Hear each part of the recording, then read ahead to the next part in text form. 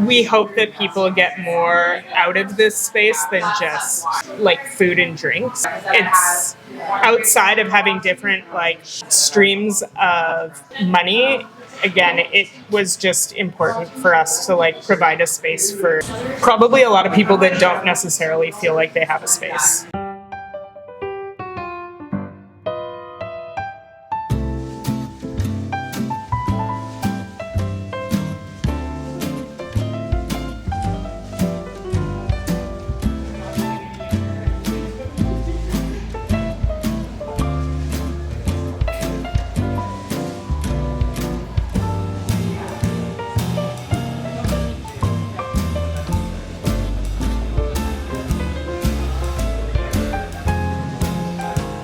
Americano and a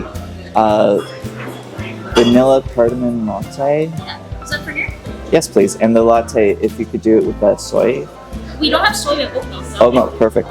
Hey, okay. Welcome to another episode of. I think I'm going to be calling this series "For a Cup of Sugar" because I'm going to different cafes and neighbors, seeing if you're neighborly and wanting to lend me a cup of sugar. I like it. I'm here with Tara Davies. Hi. Davies? Yep. Davies and Tara? Yep. Not Tara? Not Tara. Not Tara. Okay. Could you introduce yourself a little bit for us today?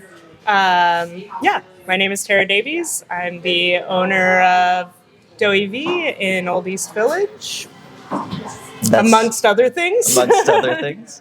So I was reading that you were working in Montreal at a bakery. You were running a bakery. Is that where you learned how to do all this work? Yeah, I was nursing in Vancouver and then met my husband and we moved to Montreal, and I was kind of deciding whether I wanted to continue nursing anyway, and with the language barrier it made my decision a lot easier. And started working at the bakery and really enjoyed it, and then we had to move again. Which bakery was that? It's called Leche. It's in Saint Honoré, which is like a major food hub in Montreal now. Mm-hmm. You set up Davies in like 2023. This was coming right out of the pandemic. Mm-hmm. Everything was pretty dicey, I would say, for small businesses. What made and still is like what made you have the confidence to run Davies and set it up in this neighborhood? Well, for starters, I met Ellie and Jeff, who were the owners of the root cellar and are the owners of the building. Oh, okay. And met them through my children at the playground.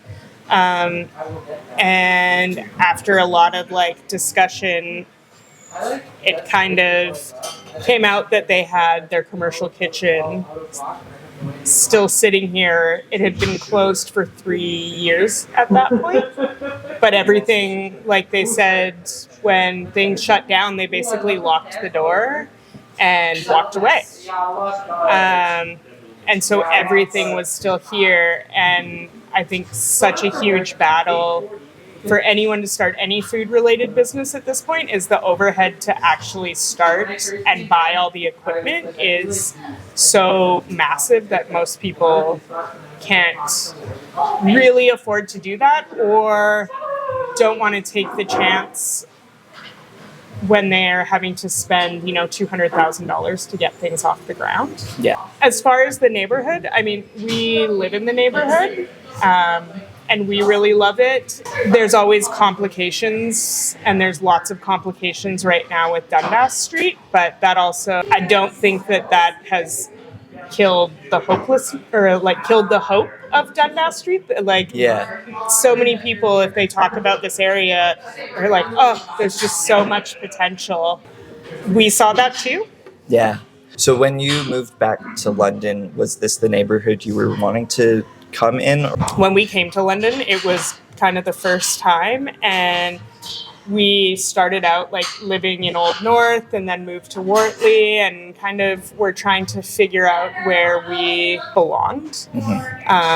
And the neighborhood of Old East Village is so many like young families our age, and there's so much like community spirit, and we're not the only people that feel this way about the neighborhood. Like everybody is here, I would say like fighting for it, but also trying to create things here that the rest of the city doesn't have.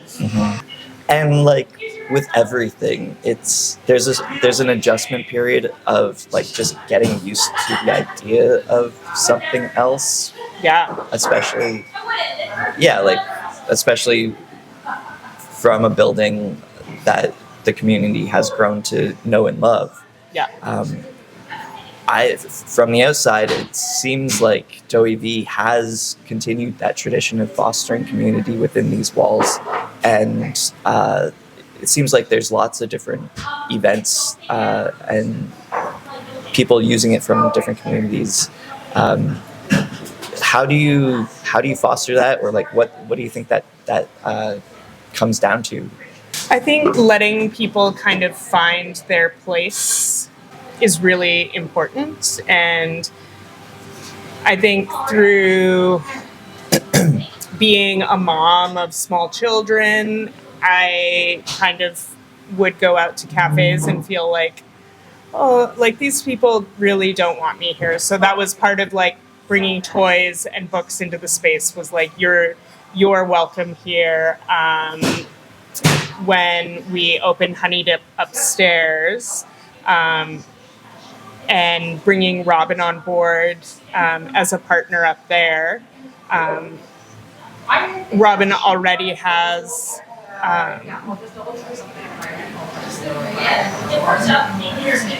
don't know, I'm like a foothold? That's not the right word. Robin already is an important member of the queer community in London. And so, again, it's important that people who may not always feel like a space is their space, for us it's important for people to feel that way, and I would say is one of the like main goals. I think when we started this out, it was like coffee and donuts, and I don't know if we necessarily knew what we were actually trying to like provide the neighborhood or community, and it has grown to be significantly more. And I think we have a big space, and we felt really privileged to have this big space. So for me, it didn't take a lot of thought to like, we need to let other people use this. We need to let other people have events. We need to, as long as they align with our values, I guess. But yeah, there's not a lot like of people that we've ever said no to. I don't even know if I can think of any. But yeah, it's just kind of allowing people to find a home outside of their home, where they can stop by any given time and they'll probably know someone here, or if they don't, like, they're finding out about events that are happening here or somewhere else. Do you find that there's generally a steady stream of people in here throughout the day and the week, or do you think that like, or do you more rely on like having those events to generate the income you need to keep this afloat and sustainable? I mean, I definitely think the events help. We unfortunately are up against like a stigma of the neighborhood and the street a lot of the time, and there's people that won't come down here. And with small business, just the times that we're in, like, we've really had to find different ways to make money to keep the doors open, which is like always, I think, hard for me because money makes me really uncomfortable. Yeah, I think a lot of folks in this sort of community are a little bit don't know how to grapple with that component all the time. Yeah, like it's hard to be like, come and hang out at my cafe and give me money while you're there. Yeah. But at the same time, like, we hope that people get more out of this space than just like food and drinks. It's outside of having different like streams of money. Again, it was just important for us to like provide a space for probably a lot of people that don't necessarily feel like they have a space. Yeah, well, as testament to that, as I was getting ready to come in here, I talked to a guy having a smoke, and he was just like, "Are you going in there?" I was like, "Yep." "You guys taking pictures of this place?" I'm like, "Yeah, we're doing an interview." He's like, "This place is great. They're so welcoming, and that's why I love coming in here." And yeah, just random people on the street saying how wonderful you guys are. That like, yeah, that's like hits you right in the heart. Like that's the whole point. Yeah. I think if that's like, and it's not the point for every cafe, and that's totally fine. But for us, like that's it. Like, yeah. And then I think that London in general, like, I think authentic culture in London is really amazing. I just think our placemaking needs a lot of work, and we need to be able to place make generationally. Yeah. And we have not figured out how to do that. We've figured out how to place make for like a very specific group of people and age of people. But we need to be able to expand that. Yeah, I totally agree. It's I was having a chat with my dad the other day, where Filter Cafe currently is a little bit off the main street, and he's like, you know, it would be nice if you were on Richmond, you'd get more walk-by traffic that way. And I was like, well, people in London don't really walk by anymore. They go specifically to the place that they're intending to go. Yeah. And yeah, how do we change that? Yeah, I mean, like this car-centric culture that like really breeds homogenization of your city, where all of a sudden all we have are these corporate entities everywhere because nobody wants to get out of their car. It turns your city into the same everywhere, and that can be like a really comfortable feeling for people. Like, I can go to Tim Hortons in Ontario or BC, and I know I'm going to get the exact same thing. Like there's like a comfort to that. Yeah. But nobody's traveling to London, Ontario because we have 16 Tim Hortons. Like, no, that's not culture. Not at all. No.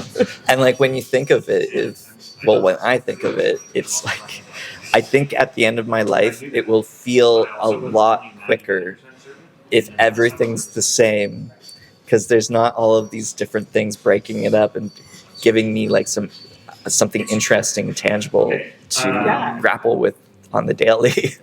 Yeah, and like coffee shouldn't taste the same all the time. Like 100%. Coffee is like very different. Yeah. It shouldn't taste the same. And nobody travels to Toronto to find Tim Hortons. They wanna find like, oh, where is the like cool cafe to go to in this city that's doing something interesting? Like, that's what people travel for. Mm-hmm. Oldies Village, Dundas Street is like a beautiful street with beautiful buildings, and with probably very minimal investment could be significantly different. And like this neighborhood, this street should be like a jewel of this city. And the fact that it's not is, again, it's a failure of government on all levels. We're not relying on the right people if we want like a better city. I just to sort of switch gears a little bit. Last week I was chatting with Sean at Artisan Bakery, and he mentioned that you do apple fritters here that are really, really good. Did he? Yeah. So I hope to get one Yeah. on my way out. But you clearly do donuts. Donuts are your jam. But what's your favorite thing here to make and or consume? My favorite thing to consume is, donut-wise, definitely sugar and spice donuts. Okay. But like in an unfair kind of way, I get to eat them like hot. Oh shoot! And they're like substantially like. It's just like hot dough, and like cinnamon and sugar is such a like nostalgic like going to the fair with your dad like feeling. I really like rolling dough.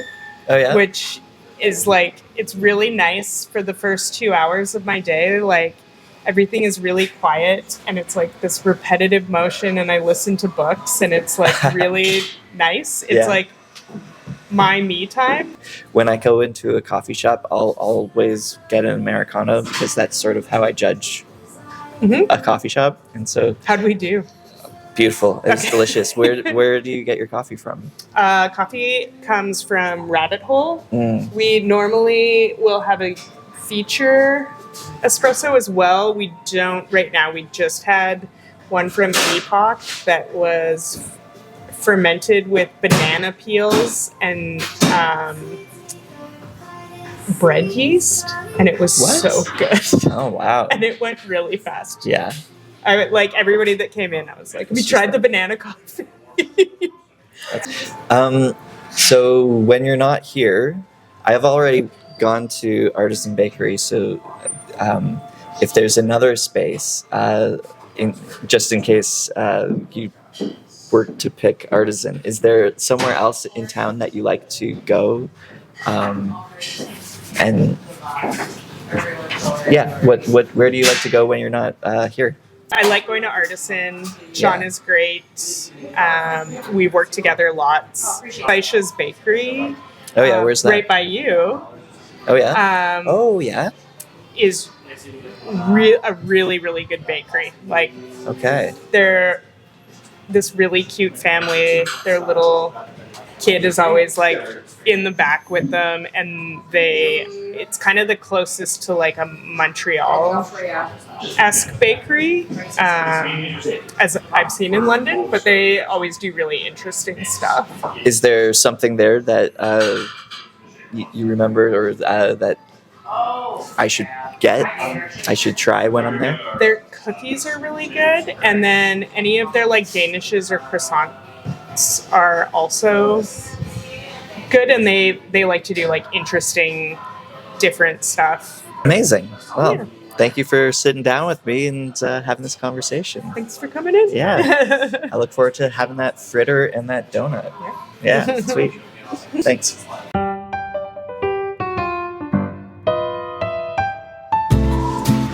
Okay. These are so cute, but I was like probably squeezing the life out of it.